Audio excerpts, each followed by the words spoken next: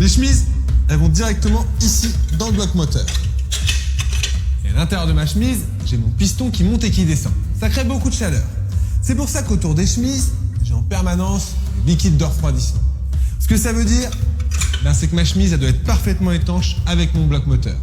Pour réaliser l'étanchéité, j'ai un petit joint en papier qui va venir se positionner juste là, sur le pied de chemise, et qui va faire étanchéité avec le fond du bloc moteur. Mais pour que cette étanchéité soit parfaite, il faut que le fond du bloc moteur soit parfaitement plat. Pour ça, je vais faire un rodage des chemises, et c'est pas compliqué. Je vais prendre un peu de pâte à rôder, et je vais tout simplement la mettre sur le pied de la chemise.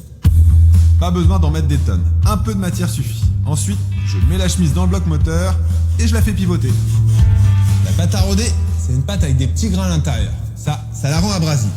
Du coup, en tournant ma chemise à l'intérieur de mon bloc, ça va me permettre d'avoir une surface de pied de chemise qui soit parfaitement plane. C'est pas compliqué, mais ça requiert un peu de patience. Et comme il en va de la bonne étanchéité du bloc moteur, je fais les choses bien. Pour finir, je passe un petit coup de chiffon pour retirer l'excédent de matière.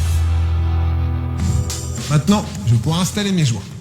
Ce qu'on peut remarquer, c'est qu'il y a plusieurs couleurs de joints. Chaque couleur correspond à une épaisseur différente. Là, pour commencer, je vais prendre les joints d'origine, les bleus. Et après, je pourrai contrôler mon dépassement de chemise. Il y a aussi les joints, avec du jaune qui sont plus épais que ceux d'origine, et les rouges qui le sont moins. Mais il vaut mieux commencer avec les bleus et s'adapter ensuite.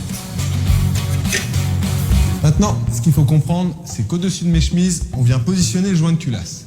Lui, il vient juste ici comme ça.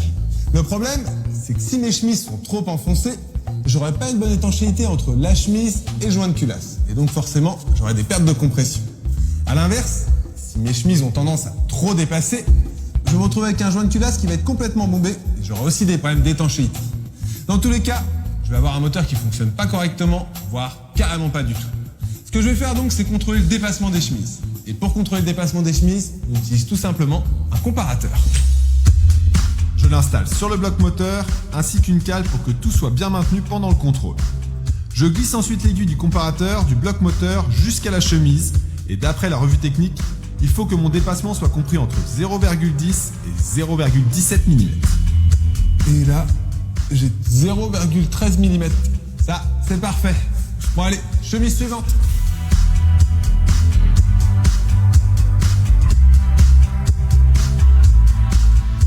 0,15 mm. Allez, suivante. Déjà 2 sur 4 de vérifier, je tiens le bon bout. 0,7. Ça, c'est pas bon. En fait, j'ai pas assez de dépassement de chemise. Heureusement, il y a une solution. Je vais tout simplement remplacer le joint bleu par un joint de couleur jaune. Ils font 0,04 mm plus épais que les joints bleus. Grâce à ça, je devrais être dans la tolérance.